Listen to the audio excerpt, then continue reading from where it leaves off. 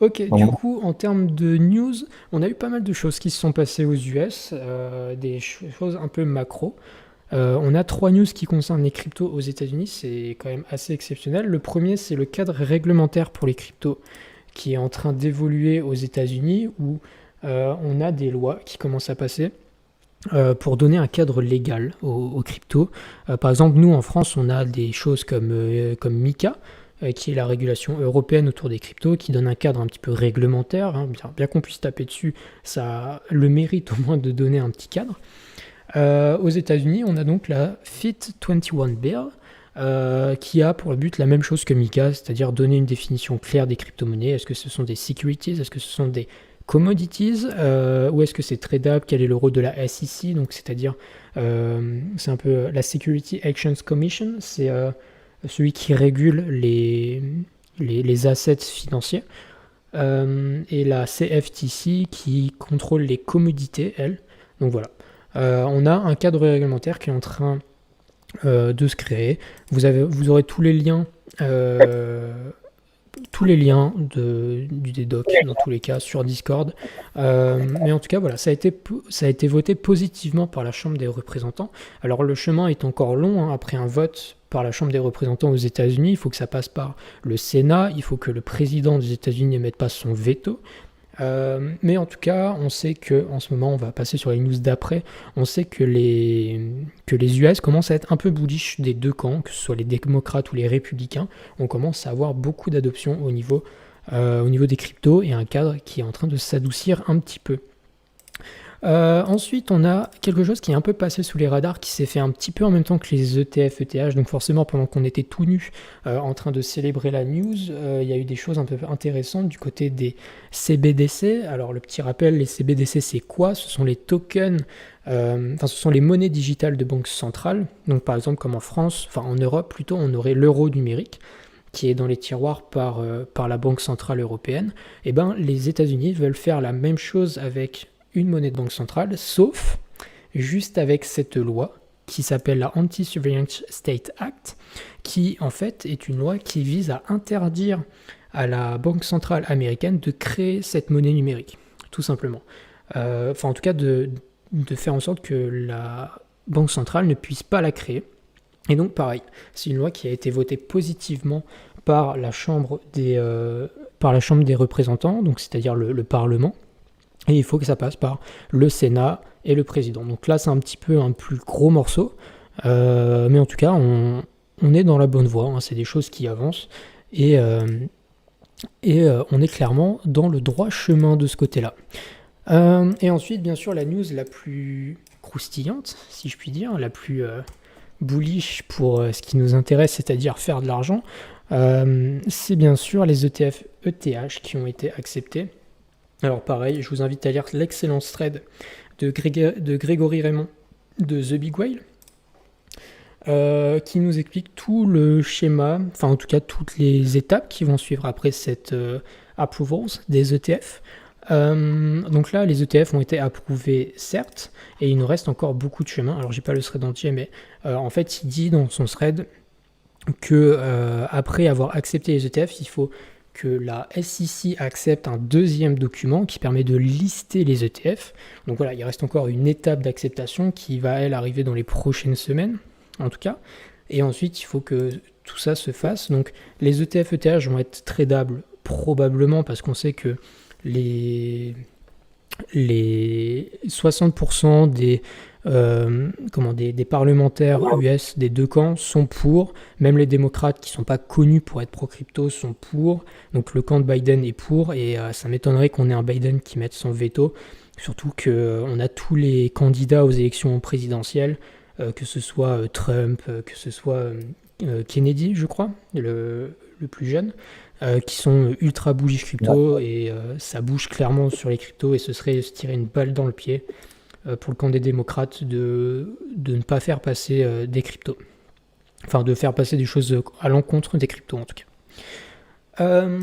Ensuite, quelque chose d'un petit peu plus technique, mais qui va peut-être vous redonner le sourire pour utiliser Ethereum et refaire monter ces gouets qui sont bien trop bas depuis beaucoup trop longtemps, c'est tout simplement le IP 7706. Oh là là, qu'est-ce que c'est que ce nom barbare?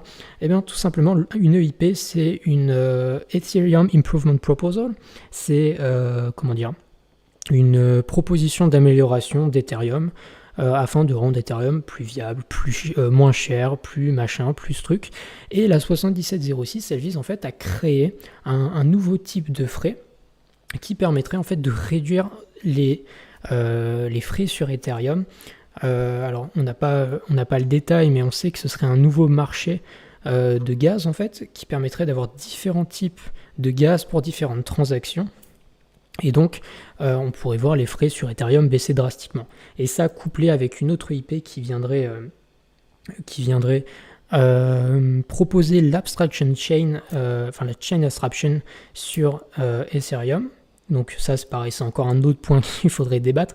Mais en tout cas, on a des EIP sur Ethereum qui sont extrêmement bullish, tout simplement pour Ethereum, car ça va réduire les frais, redonner de l'engouement et surtout baisser encore plus les frais, que ce soit sur Ether ou sur Layer 2. Je sais pas si toi, Joe, tu as un avis de ce côté-là.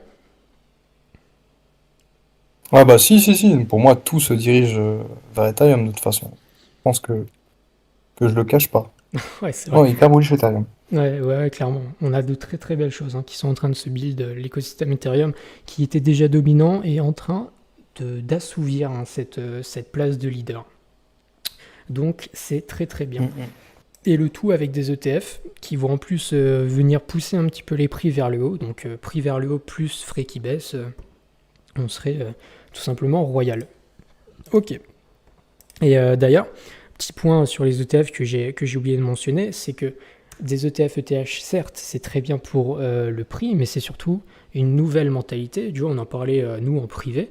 C'est une nouvelle mentalité autour de TH qui va devenir quelque chose que les institutionnels vont pouvoir acheter, et qui du coup, Ethereum va devenir un petit peu ce hub, même pour les institutionnels, pour créer des apps institutionnelles. On sait qu'on parlait du narratif RWA, donc c'est Real World Asset qui serait tokenisé sur la blockchain, et on attend de voir ces gros protocoles se développer sur ETH. Et donc clairement, on part sur une domination d'ETH, en tout cas comme un petit peu ordinateur central décentralisé. Je sais qu'on en parlait pas mal en privé, Joe. Ouais, ouais. Ouais, je pense que, en fait, pour moi, Ethereum, c'est un no-brainer quand tu veux t'exposer à l'innovation sur la crypto. Alors que Bitcoin, c'est pas tout à fait pareil. Tu t'exposes pas à l'innovation, tu t'exposes plus à une matière première, la première matière première sur blockchain.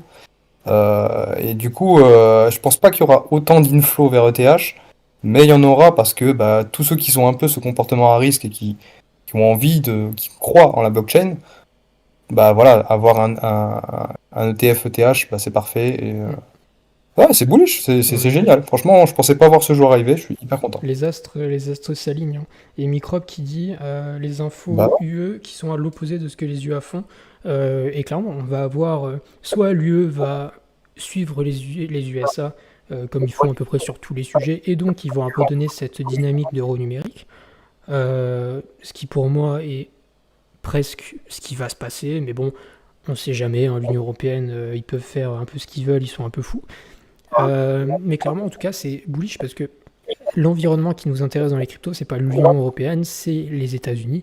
Et des États-Unis qui ne font pas un CBDC, enfin une monnaie centrale numérique, c'est ultra bullish parce que du coup, ça va rendre les crypto-monnaies encore plus fortes. Et il n'y aura pas cette compétition. En fait, ça montre que les cryptos sont juste trop fortes face aux monnaies de banque centrale et que ce serait même un risque pour les États-Unis. Et en tout cas, les gens n'en veulent pas. Donc c'est clairement positif. Le frère d'Obama est dans l'IA et investisseur de Enkai. Tous ces mecs vont vers la numérisation de l'économie. On va par là, hein. On est tous dans le même bateau, clairement. Ok, donc pour cette ça IP parle qui... de l'actif. de quoi? Ouais, ça parle Lorraine. Ça Dis parle pas de mes l'actif amis d'actif. Laurent. qui nous écoutent, ça fait plaisir. Euh, Et ensuite, on va avoir des airdrops, oui, qui arrivent très bientôt. Et je vais vous donner un petit peu de copie. On va commencer par celui qui est moins bien. L'airdrop de Swell, qui a été delay, qui devait arriver en avril et qui du coup arrivera au mois de juin. Ils ont augmenté l'allocation des tokens de 7 à 8% pour l'airdrop. Donc techniquement, ça fait 15% de gains en plus par airdrop. Donc ça va concerner, si je me trompe pas, uniquement, bah non, c'est marqué dans le tweet de toute façon, que la saison 1, le voyage. Donc c'est tous les gens qui vont avoir minté c'est SWETH, le Swell Ethereum, et qui l'ont Oui. restaké après ensuite. Donc voilà, c'est toutes vos perles que vous pouvez voir sur Swell qui vont donc servir pour cet airdrop. Et il me semble, enfin c'est pas il me semble, j'ai checké avant le live que sur le pré-market, notamment sur Waze Market, le prix du point se trade autour des 40 centimes, quelque chose comme ça. Voilà, pour information. Et ensuite, on va arriver sur le copium le plus légendaire de tous les temps. Messieurs, dames, je parle du airdrop de ZK Sync. Alors pourquoi je pense que l'airdrop de ZK Sync sera le plus grand airdrop de tous les temps? Tout simplement parce que vous vous souvenez peut-être, si vous avez vécu... moi j'ai pas vécu ce moment-là, mais l'airdrop d'Arbitrum.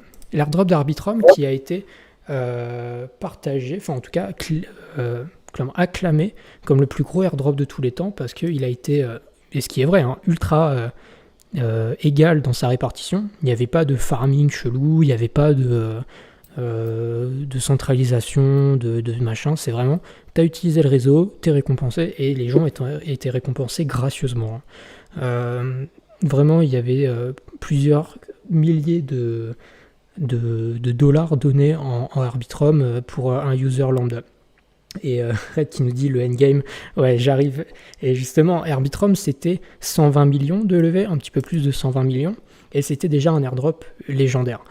ZK Sync, on est sur un autre mastodonte, c'est 450 millions de fonds levés. C'est juste absolument démentiel, c'est plus que 3 fois et demi Arbitrum, presque 4 fois.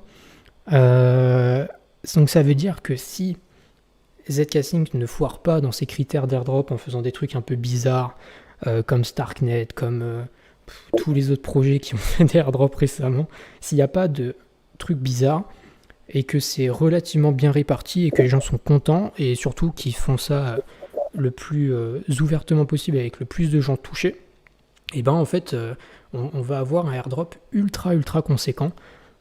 Et sûrement beaucoup plus gros que Arbitrum. Donc voilà, si vous avez utilisé ZK Sync dans votre vie, préparez-vous, vous allez avoir probablement un mois de juin extrêmement juteux. Mais non, il y a un gars que je suis qui est connu dans la team. Je sais pas s'il fait partie de la team, mais c'est le gars qu'on réfère à chaque fois par rapport à ZK Sync, qui, il y a des mois après le scandale de Starknet, avait demandé quel genre d'airdrop voulaient les gens, et tout le monde avait répondu l'airdrop d'Arbitrum. Et donc il y a de grandes chances qu'ils se basent beaucoup sur les mêmes critères que Arbitrum. Donc très cool, parce que bah, c'était très fair. C'est ce qu'on veut, c'est ce que tout le monde veut. Donc C'est tout ce qu'on voilà. veut. Hein. Mais en tout cas, voilà, c'est très Ouais. cool. Le mois de juin va être, pour le coup, l'adage crypto sell in May and go away. Moi, je trouve qu'il fonctionne pas trop. Ça fonctionne pendant les années de bear market peut-être, mais année de bull run, les gars, faut pas sell in May et go away. Il faut buy in May, buy in June, buy in July et buy in August. C'est ce que je répète tout le temps. Ne vendez pas vos bagues en mai. Et clairement, Ouais, l'été, enfin en tout cas, le début d'été va probablement être très intéressant. Et même le milieu d'été va être intéressant. On a beaucoup de launch, de tokens, de mainnet, ce genre de choses. Notamment Avail aussi qui arrive. Donc ça va être, ça va être zinzin en fait, tout simplement. Voilà pour le côté news. Donc on est macroéconomiquement très bullish, microéconomiquement très bullish. Voilà, hein, les feux sont au vert, on n'attend plus que les astres s'alignent et qu'on ait de l'impression monétaire. Hein, et puis on y va tout droit.